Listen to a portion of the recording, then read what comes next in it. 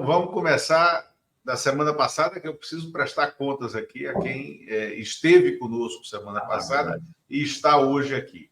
Né? Eu falei que apostava na vitória do PT em 2 de 3 capitais, né? Fortaleza, Cuiabá e Natal. Né? Errei pela derrota que me surpreendeu em Cuiabá, né? E acho que surpreendeu a todo mundo de bom senso, né? O fato de, majoritariamente, os cuiabanos terem optado por uma figura bizarra como aquele Abílio Brunini como prefeito da capital do estado do Mato Grosso, né? A partir do dia 1º de janeiro. A grande vantagem disso, dessa eleição do Brunini no Mato Grosso, em Cuiabá, é tirá-lo do Congresso Nacional. Nos livramos dele na Câmara. É tirá-lo da Câmara, ele é um desqualificado, ele é um personagem tóxico, né, para os debates parlamentares, e ainda bem que sairá. Foi um default também razoável a derrota da Natália Bonavides, que, como eu sempre falo, é um dos bons valores da juventude do PT e da esquerda no Congresso. A derrota da Natália Bonavides, né, que foi maior, foi por uma margem mais elástica do que a gente imaginava em Natal. E a vitória apertada, mas legítima, justa, dura, né, do PT com Evandro Leitão, que não é um petista raiz do Ceará. E aí não é um petista raiz. Isso diz muito sobre a construção dessa vitória e sobre o grande vencedor dentro do PT, que não foi um partido derrotado. Veja bem, o PT, em número de prefeituras eleitas entre 2020 e 2024, cresceu 40%. Em número de prefeituras eleitas em todo o país, cresceu 40%. Isso não é pouco. O PT elegeu o prefeito de uma capital, o que não havia conseguido em 2020. Essa capital é Fortaleza, detentora do 4º maior eleitorado entre as capitais do país. Isso não é pouco. Liderado por Camilo Santana. Esse sim, um personagem que vem das estruturas do PT, mesmo que a origem política dele não tenha se dado dentro do PT, do Ceará, né? Eudoro Santana, o pai do Camilo, historicamente um militante do PSB, do Partido Socialista Brasileiro, né? Do PSB do Arraiz, né? Do PSB daquela ascensão do Partido Socialista, da sua reconstrução, quando o Arraiz assume o Partido Socialista já no seu segundo mandato como governador de Pernambuco, né? Mas o Camilo se tornou uma das figuras de proa do Partido dos Trabalhadores nesse momento de reconstrução. Foi, dentre os grandes nomes do PT no Nordeste, o maior, se não o único, vitorioso. Né? Ele pode expor uma vitória que Rui Costa, Jacques Wagner não tem na Bahia, que Humberto Costa não tem em Pernambuco, muito pelo contrário. Né? O problema do PT de Pernambuco é muito grave. Né? A bancada do PT na Câmara de Vereadores do Recife caiu. O PT ontem perdeu o segundo turno, né, em Olinda, na região metropolitana do Recife, com um candidato próprio, né, um jovem advogado de 30 anos, militante dos movimentos sociais, sobretudo dos movimentos LGBTQIA+, né, uma liderança em ascensão, mas perdeu a eleição para uma candidata. E ele, o Vinícius, né, que é o candidato em Olinda, teve um apoio muito firme do João Campos, né, que foi a Olinda várias vezes, participou de mobilizações, de carreatas e tal, e perdeu a eleição para uma candidata do PSD de Dado, né, apoiada pela governadora Raquel Lira. Mesma derrota aconteceu em Paulista, outra cidade da região metropolitana do Recife, aonde eles foram derrotados. O PT elegeu apenas 6, meia dúzia de prefeitos em Pernambuco. Mesmo número de prefeitos eleitos em São Paulo, né? Isso é muito grave para o Partido dos Trabalhadores. Oi, Mauro. Eu mostrei aqui porque fica também essa coisa de que o João Campos é uma grande liderança, passa a ser uma liderança nacional. Eu falei, olha, para ser liderança nacional tem que comer feijão. Não é assim, né? Ele teve uma vitória importante em Recife, mas no primeiro momento que ele sai de Recife para se colocar como líder estadual, ele sofreu uma derrota e não foi pequena, né, para Raquel Lira. E olha o estado lá de Pernambuco. O PSDB, que está desaparecendo no resto do país, com a Raquel Lira, divide o Estado com o PSDB. Não, isso. E aí tem um dado. O PSDB elegeu mais prefeitos, numericamente, um a mais, do que o PSB. Ok. A Raquel Lira está migrando para o PSD.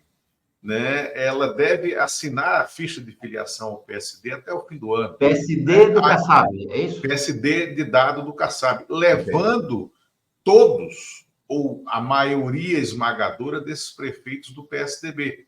Por quê? Porque o PSDB também tem o presidente da Assembleia Legislativa em Pernambuco, que é um ex-prefeito de uma cidade do interior chamado Álvaro Porto, que deu um golpe legislativo que foi interrompido pelo Flávio Dino no Supremo Tribunal Federal.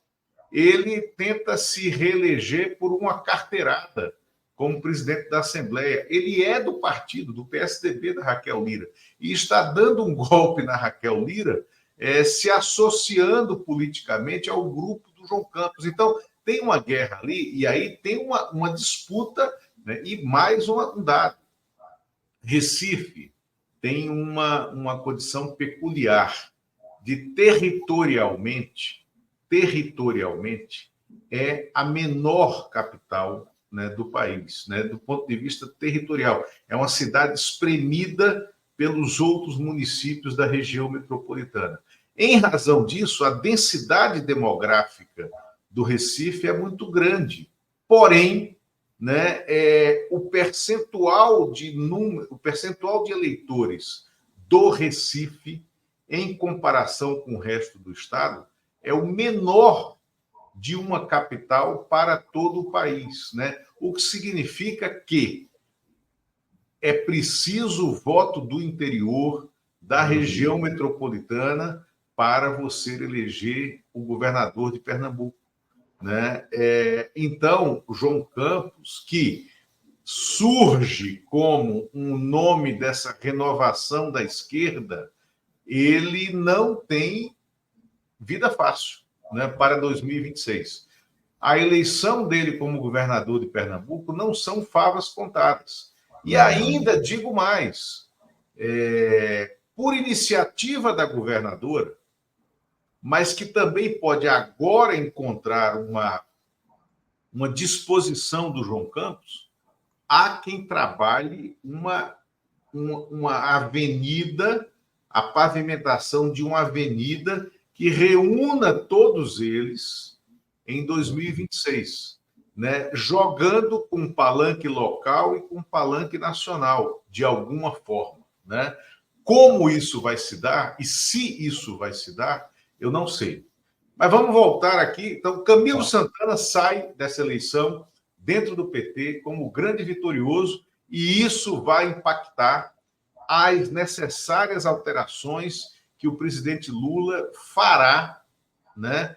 E aqui eu digo já colocando só a questão, é o único grande cacique que de fato sai vencedor da eleição do PT. Né? Exatamente, é o único grande cacique que sai vencedor de dentro do PT, e isso vai impactar as alterações que o presidente Lula fará na sua equipe. Aí, por quê? Dentro do Palácio do Planalto, você tem o ministro da Casa Civil, Rui Costa, que foi derrotado na Bahia, né? A vitória em Camaçari, que foi importante, relevante ontem, e que foi uma derrota pessoal para a CM Neto, porque ele que inventou e sustentou o candidato adversário do prefeito eleito Caetano em Camaçari, que é, se eu não me engano, é o terceiro colégio eleitoral ou quarto colégio eleitoral da Bahia, na região metropolitana de Salvador, é em berço político, tá? Tanto do Jacques Wagner, que é petroleiro, né, quanto do Rui Costa, que é engenheiro, e ambos, né, têm origem na Petrobras ou em prestadores de serviço da Petrobras, que tem em Camaçari uma de suas bases mais importantes, né? Então, a vitória do PT em Camaçari, na Bahia, não apagou a dimensão da derrota do PT da Bahia em Salvador, Vitória da Conquista, Feira de Santana, os três grandes eleitorados, né, do Estado. E não fez com que assentassem as disputas internas entre Jacques Wagner e Rui Costa. Também não serviu para dar autoridade a Rui Costa para continuar os enfrentamentos que ele vem tendo com a equipe de governo, né, dentro da Casa Civil. Então, o Rui Costa é um problema no Palácio e tem essa bagagem de derrota nas costas. Paulo Pimenta. O PT perdeu de maneira acachapante a eleição em Porto Alegre, em segundo turno, com a Maria do Rosário, né, que foi uma candidatura controversa dentro do partido desde sempre. O Paulo Pimenta estava no Rio Grande do Sul como secretário nacional extraordinário de reconstrução do Rio Grande do Sul, no momento de negociação da candidatura, com autoridade para interferir nessa negociação e para tentar evitar esse desastre, promovendo uma aliança com o PDT da neta do Brizola, Juliana Brizola, que poderia ter passado para o segundo turno numa condição de renovação da esquerda, e não foi competente para fazer isso. Tá? E, por fim, o Paulo Pimenta, que perdeu o segundo turno na sua cidade, Santa Maria, aonde o PT foi derrotado por um candidato do PSDB em Santa Maria, e isso é um revés inenarrável para quem comanda a poderosa conta publicitária do governo federal, e também a estrutura de comunicação pública está um desastre. Né? Então, há que se mexer isso dentro do Palácio, olhando para 2026. Isso é urgente. Né?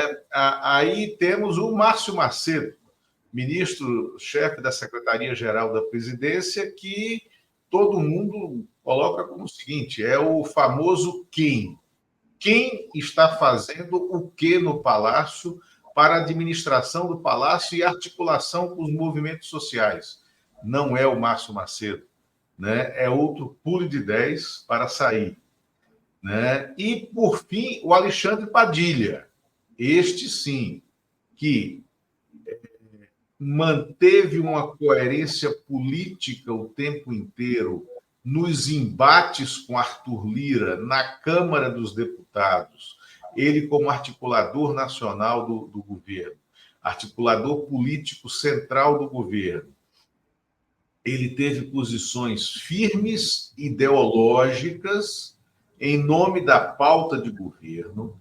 Ele que foi despachado, por exemplo, para São Paulo, para ser o representante do presidente da República, Lula, que não pôde ir votar em São Paulo em razão do acidente, do que aconteceu, e estava ao lado do Guilherme Boulos naquele duro discurso de admissão da derrota, né? O Padilha, que, volta a dizer, é um quadro, né? É um quadro desse debate político, e esse, eu acho que não é o caso, aí é uma visão minha, não é um caso de tirar.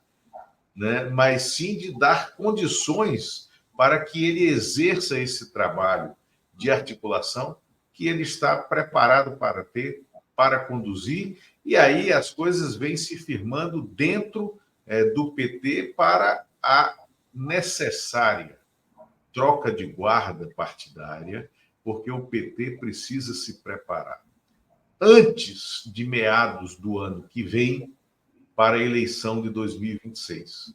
E a Gleisi Hoffmann já deixou claro que não quer estar à frente do partido, porque é um fardo. E ela cumpriu um papel muito importante e relevante nessa resistência aos golpes. Então, já está em discussão agora, além da reforma necessária de governo, a estruturação do PT para 2026. Como sai a Gleisi da eleição, na sua visão?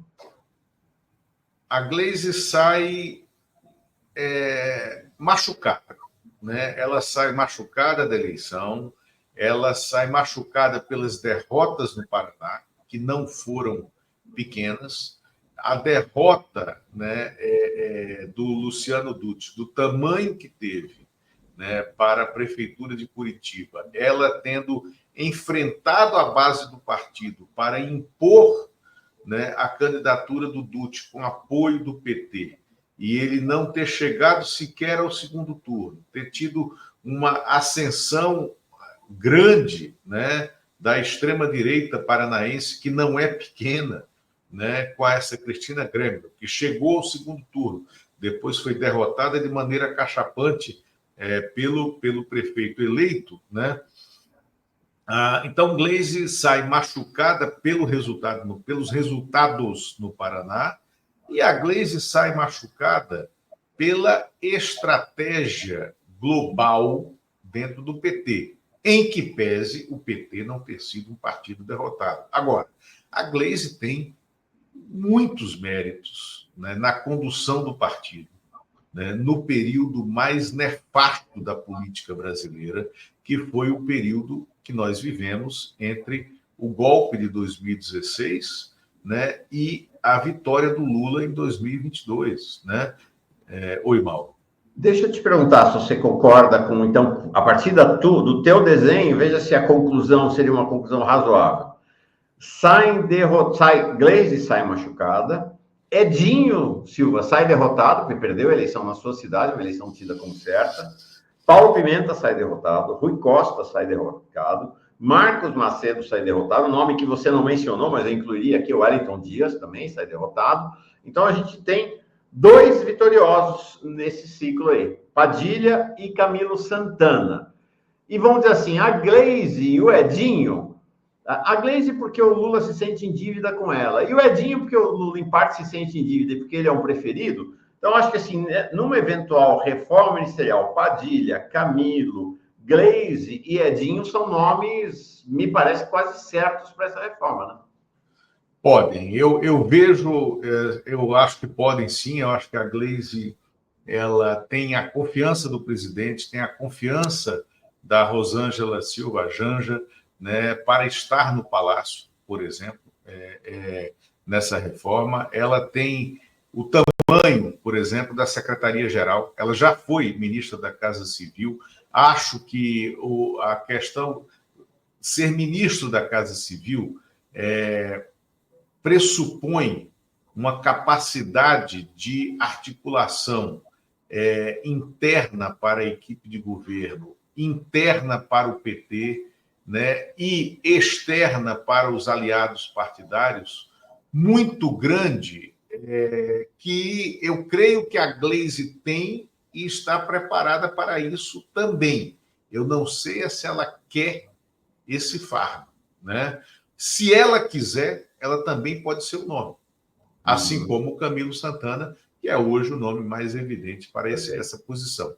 O Edinho, né, o Lula não só disse antes mesmo do resultado da eleição que seria o candidato dele à presidência do PT, como reafirmou depois do fim do primeiro turno, com o Edinho já derrotado em Araraquara, que mantinha a aposta no Edinho. Por quê?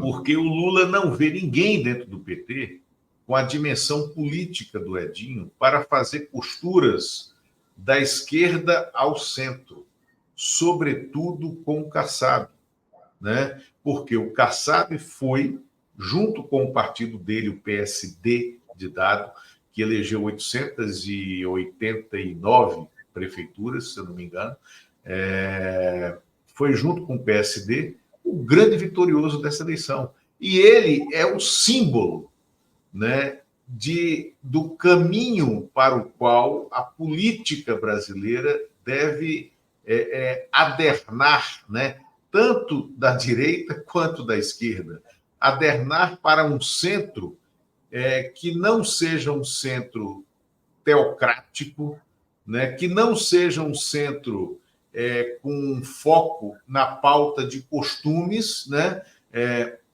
O Kassab não tem foco nenhum nessa pauta reacionária, escroque da extrema-direita brasileira, que é essa pauta de costumes, né? Então, o Kassab também não tem nenhuma associação com o viés militarizado da política brasileira, que também tomou conta da extrema-direita e foi agregando a turma religiosa, né, de 2016 para cá. Então, o Kassab é o personagem que será procurado dos dois lados a partir do resultado dessa eleição.